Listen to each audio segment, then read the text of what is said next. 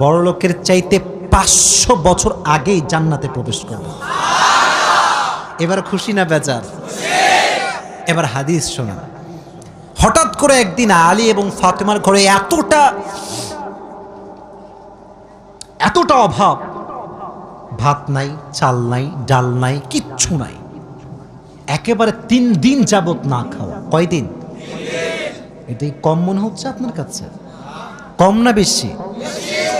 আপনি বিশ্বাস করেন আজকালকার যুবকরা বডি বিল্ডিং করে, ইভেন তার 6 প্যাক বডি আছে, কিন্তু রোজা রাখতে চায় না।